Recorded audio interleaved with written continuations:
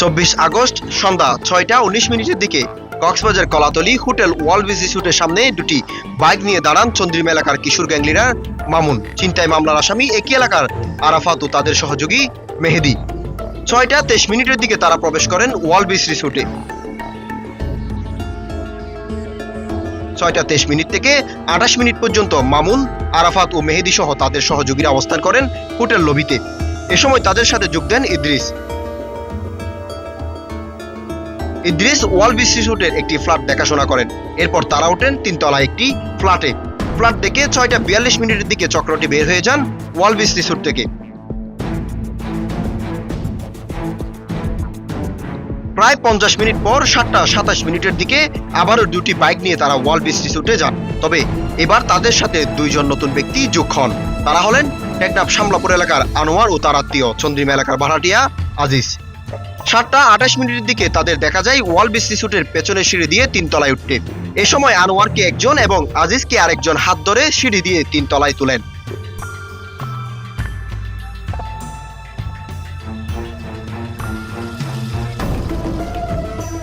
তাদের উপরে তোলা হলেও 2 তলার পেছনের সিঁড়িতে অবস্থান করেন চক্রের সদস্য চন্দ্রিমা এলাকার আরাফাত। তারা 3তলায় উঠে চন্দ্রিমা এলাকার ইদ্রিসের দেখাশোনা করার রুমে কিছুক্ষণ অবস্থান করে ফের চলে যান ওয়ার্ল্ড বিসি স্যুট থেকে। এরপর তারা যান কটেজ জোনের আলোচিত একটি কটেজে।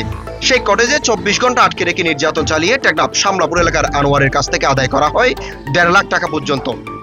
এই অপহরণ চক্রের মূল মাস্টারম্যান হিসেবে রয়েছে চন্দ্রিমা এলাকার ভাড়াটিয়া আনোয়ারের আত্মীয় আজিজ, চন্দ্রিমা এলাকার মেহেদির পিতা আলী হোসেন, কিশোর গ্যাং লিডার মামুন, ছিনতাই সহ বহু মামলার আসামি চন্দ্রিমা এলাকার আরাফাত ও আলী হোসেনের ছেলে মেহেদি সহ তার কয়েকজন সহযোগী। অনুসন্ধানে উঠে আসে ডাক্তার দেখাতে টেকনাফ শামলাপুর থেকে চন্দ্রিমা এলাকায় ভাড়া থাকা আত্মীয় আজিজের বাড়িতে বেড়াতে আসেন আনোয়ার আসার পর থেকে কৌশলে টাকা আদায়ের প্ল্যান করেন আজিজ বিষয়টি শেয়ার করেন চন্দ্রিমা এলাকার আলী হোসেনের সাথে। আলী হোসেন কাজটি দেন কিশোর গ্যাং লিডার মামুনকে। পরিকল্পনা অনুসারে 24 আগস্ট বিকেলে চন্দ্রিমা থেকে আনোয়ারকে বের করেন আজিজ। তারা দুজন বের হওয়ার আগেই সন্ধ্যা 6টা 20 মিনিটের দিকে হোটেল ওয়াল বিচ্ছে গিয়ে আগে থেকে রুম ঠিক করে নেন মামুনের চক্রটি। ইদ্রিসের দেখাশোনা করা রুম ঠিক করেন তারা। রুম ঠিক করে তারা বের হয়ে অবস্থান নেন চন্দ্রিমা এলাকার প্রবেশ মুখে। এরপর আজিজ ও আনোয়ারকে বাইকে তুলে 7টা 27 মিনিটের দিকে হোটেল ওয়াল বিচে প্রবেশ করেন মামুন গ্যাং। তবে ওয়াল বিচের একটি রুমে তারা কিছুক্ষণ অবস্থান করলেও তাদের দেয়া হয়নি রুম। এরপর তারা চলে যান কটেজ জোনের একটি কটেজে। পরিকল্পনা মোতাবেক সেখান থেকে রাত 12টার দিকে ছেড়ে দেওয়া হয় মূল পরিকল্পনাকারী আজিজকে, তবে রেখে দেওয়া হয় আনোয়ারকে রাতভর নির্যাতন চালান মামুন, আরাফাত, মেহেদি গ্যাং। পরের দিন 25 আগস্ট দুপুরে টেকনাফ থেকে 1.5 লক্ষ টাকা পাঠান আনোয়ারের স্ত্রী সহ স্বজনরা। লিঙ্ক রোড থেকে টাকাগুলো রিসিভ করেন আজিজ ও আলী হোসেন। টাকা পেয়ে 25 আগস্ট সন্ধ্যার দিকে লিঙ্ক রোড নিয়ে টেকনাফের গাড়িতে তুলে দেন আনোয়ারকে। এরপর টাকা ভাগ করেন আলী হোসেন। তবে টাকা ভাগের সময় 1 লক্ষ টাকা গায়েব করে দেন আলী হোসেন ও আজিজ। মামুন গ্যাংদের মুক্তিপণের টাকা দেখান মাত্র 50,000 টাকা। 50,000-এর মধ্যে 8,000 টাকা খরচ করেন রুম ভাড়া সহ বিভিন্ন জায়গায়, আর 42,000 টাকা ভাগ করেন এই চক্রটি। এ বিষয়ে 24 আগস্ট ভয়েস অল 24 একটি সংবাদ প্রকাশিত হয়। সংবাদে নিজেকে সাধু সেজে বক্তব্য দেন অপহরণ নাটকের মূল মাস্টারমাইন্ড আনোয়ারের স্বজন আজিজ। এই 2টা ব্যাগ এসে আমাদেরকে ধরে নিয়ে গেছে, গাড়ির উপরে তুলে।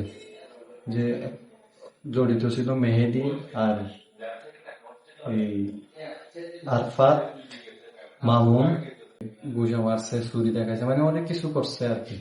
দিছে আপনার 1.5 লাখ টাকা দিছে।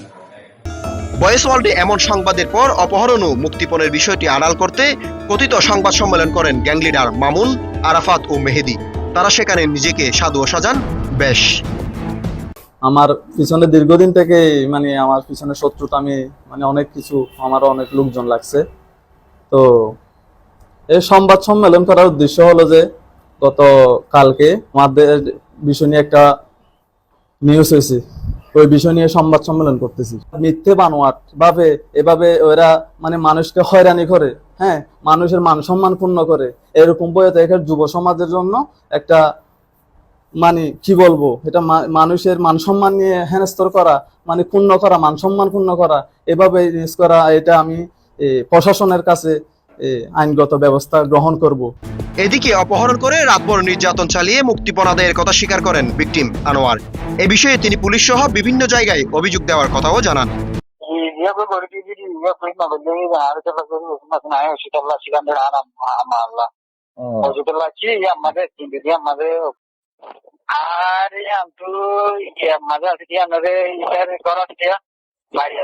সন্দীপা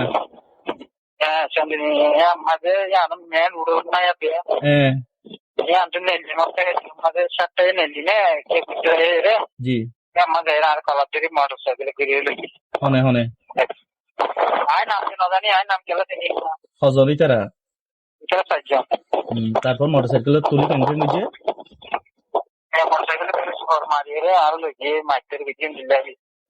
তারপর হোটেল গিয়ে হোটেল লই যে কি করছে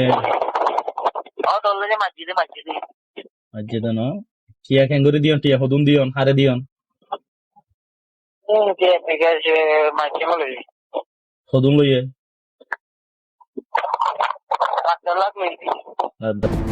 অপহরণের পর মুক্তিপণের বিষয়ে সংবাদ প্রকাশিত হওয়ার পরপরই চন্দ্রিমা এলাকায় ভাড়া বাসা থেকে কৌশলে পালিয়ে যান মূল মাস্টারমাইন্ড আজিজ। অন্যদিকে ওয়ালবিস রিসোর্টে সহযোগিতাকারী ইদ্রিস রয়েছে পলাতক। পরিকল্পিত এই অপহরণ ও মুক্তিপণ আদায়ের বেশ কিছু বক্তব্য কটেজের সিসি ক্যামেরার ভিডিও সংগ্রহ করে রয়েছে ভয়েস ওয়ার্ল্ডের কাছে। দ্বিতীয় পর্বে এসব বিষয়ে অনুসন্ধানী সংবাদ প্রকাশ করা হবে। News desk, voice world 24, Cox's Bazar.